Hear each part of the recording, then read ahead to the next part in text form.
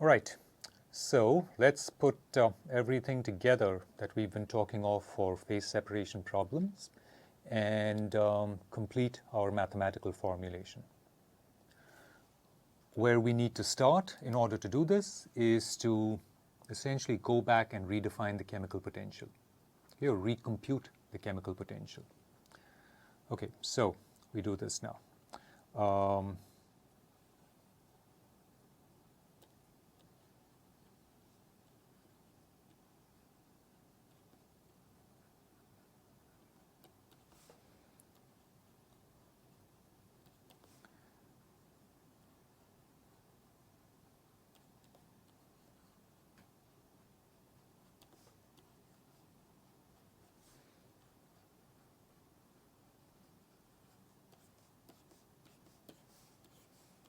This is what we need to do, okay?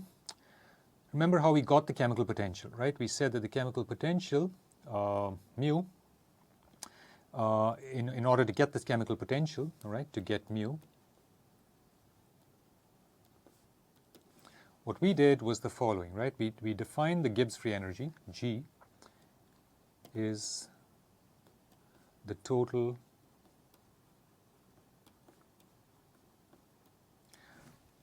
I think we'll just call it the free energy. It's the total free energy. It's the total free energy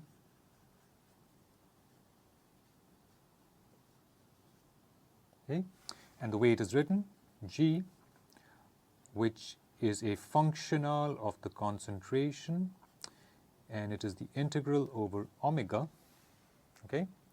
It is the integral over omega of our free energy per unit volume as we defined before, okay? Integrated over the volume, right? This is how we wrote it before, okay? This dV. Now we have something else. We need to include the effect of our concentration gradient based representation of the interfacial free energy. Okay? This is what we have. Okay? And then, right, we're going to work with this. Remember that in general, in order to have phase separation, this part of the free energy on which I've drawn an arrow must have a non-convex form. Okay? And just to remind ourselves of what that means, I'm going to draw a little thumbnail here. And remind ourselves that it has to have this form. Okay? Right? Okay, and then we have this additional component here, which is the representation of our interfacial free energy using the idea of concentration gradients, which we observed in the previous segment. Okay, now from here we do everything just as before. We take variations.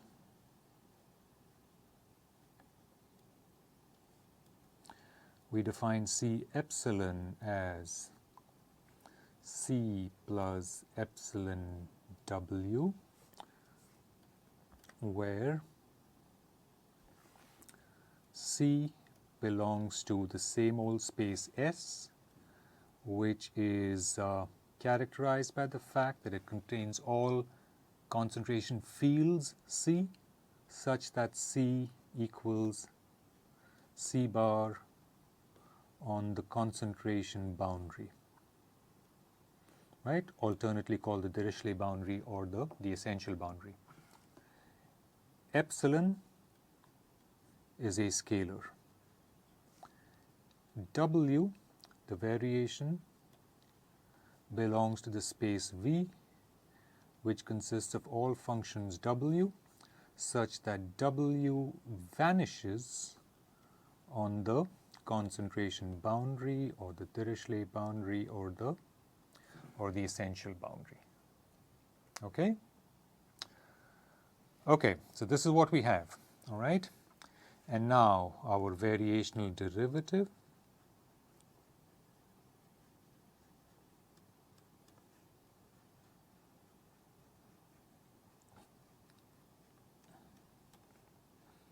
is delta G delta C, which is dd epsilon of G evaluated at C sub epsilon. Take that derivative and set epsilon equals 0. Okay, this is how we've rigorously defined our variational derivative. Okay, all right, so we're going to take that little, we're going to carry out that little computation. So what we're talking of doing now is dd epsilon of G C sub epsilon, and then setting epsilon equals 0 implies that we need to compute dd epsilon of integral over omega of chi function of C plus epsilon w plus 1/2 gradient of C plus epsilon w dotted with K, our tensor which represents this interfacial free energy in the presence of concentration gradients, right? Acting on grad C plus epsilon w.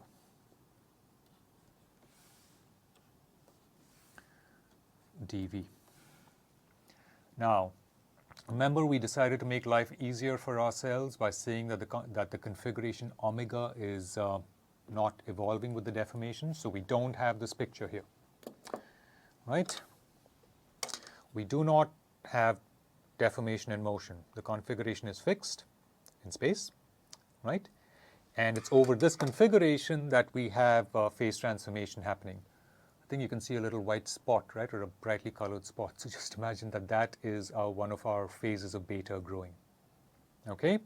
And as the concentration changes from blue to white across that, there is a free energy stored because of that change in concentration, because of that concentration gradient, okay? That's the sort of thing we're trying to represent. So imagine that that spot is trying to grow.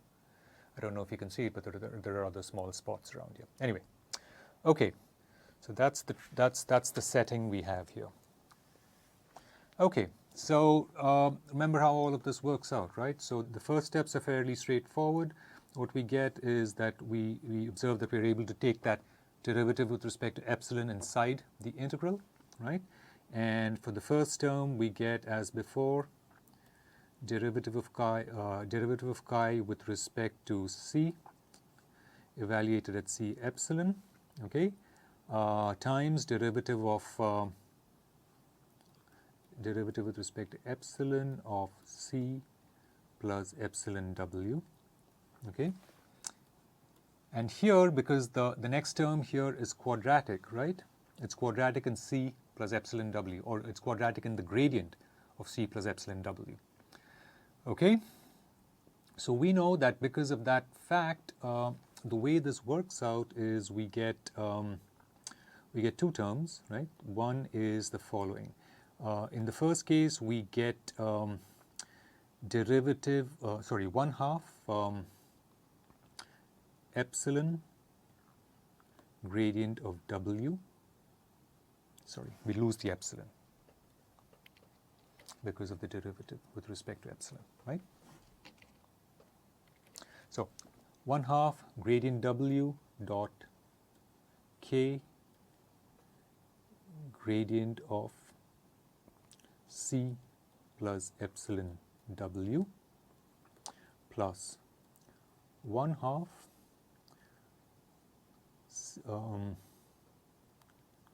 gradient of C plus epsilon W dotted with K, now acting on gradient W, okay?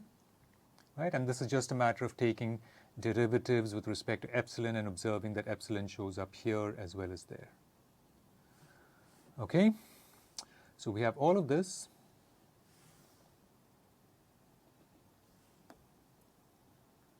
dv, and then once we take those derivatives, we need to set epsilon equals 0. Okay, let me write that more clearly. It got stuck at the very end of that slide, so let me set that here. Okay, straightforward enough, right? So now we know that because we're setting epsilon equals to 0, C epsilon falls back to C.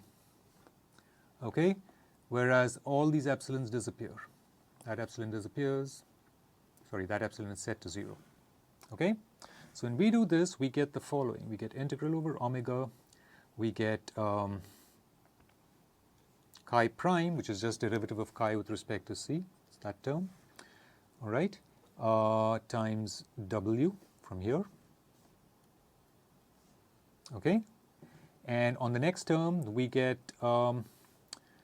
if you look at how things work out in the next term, we get 1/2 gradient w dotted with k gradient C plus 1/2 gradient C dotted with k gradient w dv.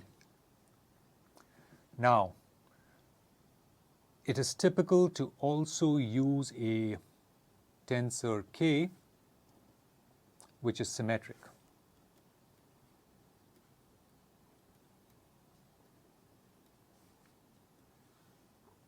Okay?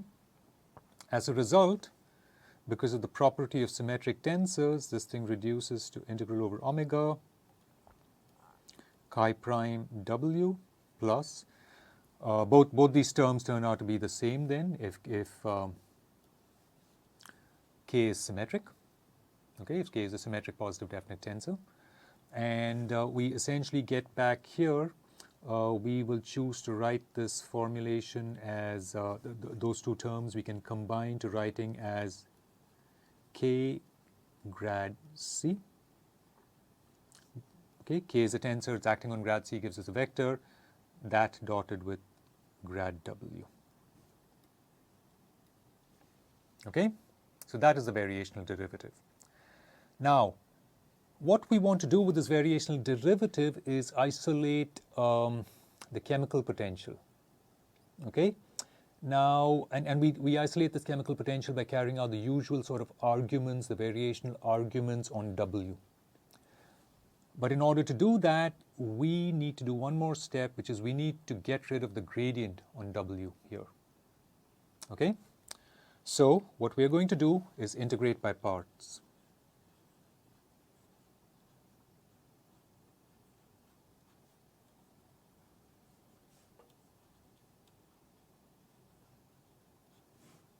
Okay, so that tells us then that dd epsilon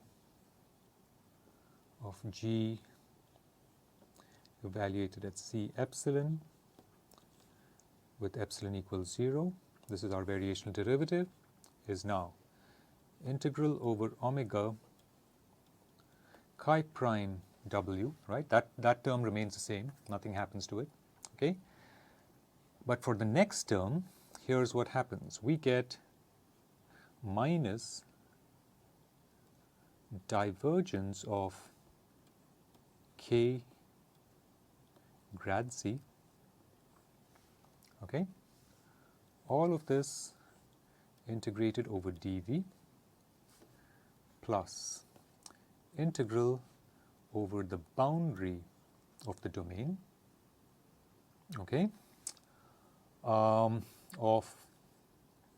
k grad C, okay, dotted with n, with w multiplying it here, okay, d little a. And this also comes about, that use of the chain rule, that application of integration by parts that we've carried out here. As I said before, in the context of variational derivatives on our nonlinear elasticity formulation, right?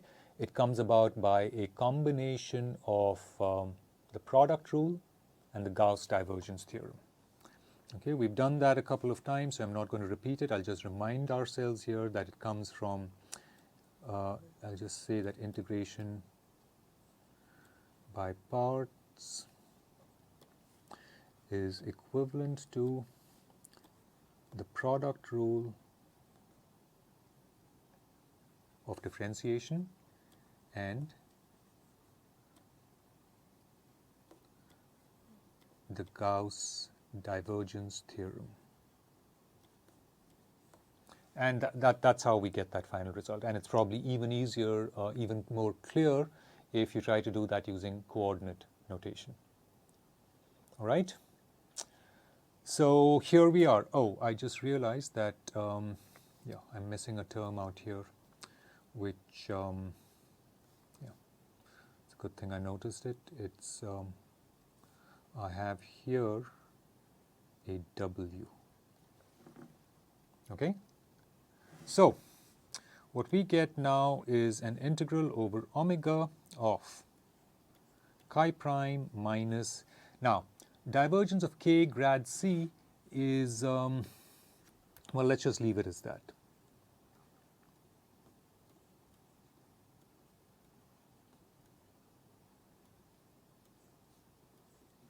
Okay, we just leave it as that. So all of that times W. What I would have otherwise said is that if k were uniform, if k were independent of position, this divergence would come through to the gradient here, and that would become a del square operator. Okay, but we'll just leave it in this form.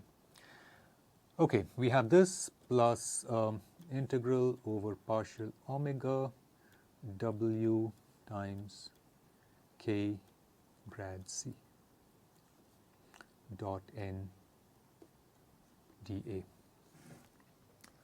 Okay, now the way we go ahead from here is the following. When we introduce the chemical potential, okay, we had the chemical potential, we'd identified the chemical potential to be the component multiplying W, okay, after integration by parts. That is mu. Okay? Now, what we say is the following. We say that the equilibrium conditions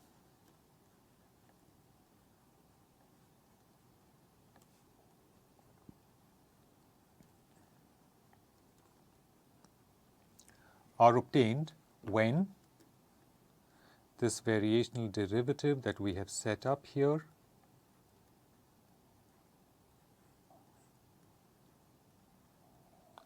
is equal to 0.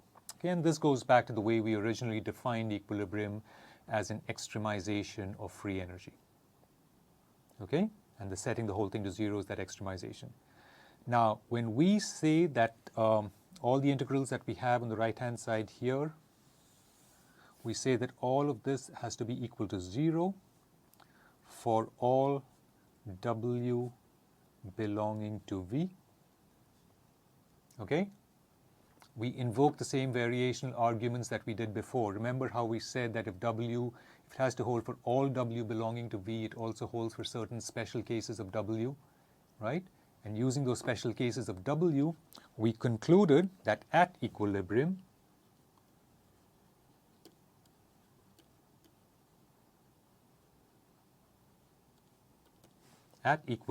we say that mu, which is chi prime minus divergence of k grad C, right? We say that this quantity is equal to 0, and a very important additional condition for equilibrium is now the boundary condition.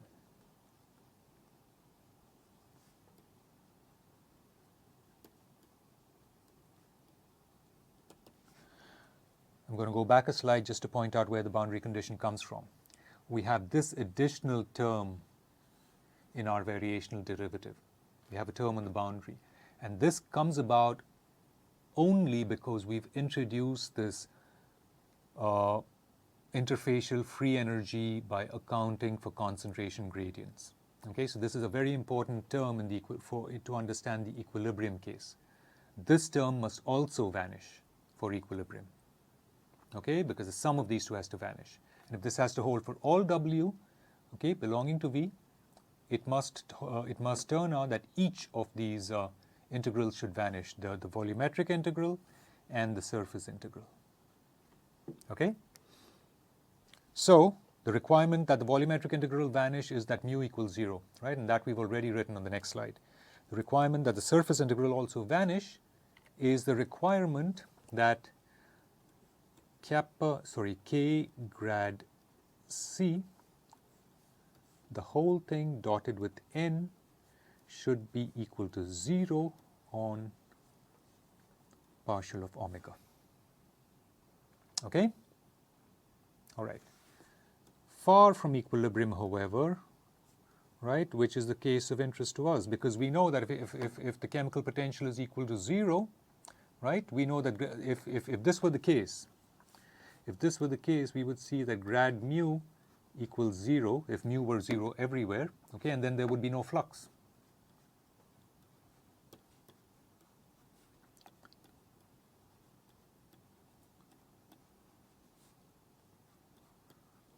Okay, so no flux, nothing moving, nothing of interest, equilibrium case. We're interested in problems far from equilibrium, where the phase where that phase separation is continuing to evolve. Okay, so far from equilibrium. Okay, we say that once again the flux is minus m grad mu when well, we don't really need to say when, but we have this where mu is not equal to 0 everywhere. Okay, so this gives us the flux. Okay, all right. Now we just put all of this back into our mass transport problem, because our mass transport problem now is the following. Our partial differential equation for mass transport is the following. It is that the partial of C with respect to time equals our source pi minus the divergence of J. Okay,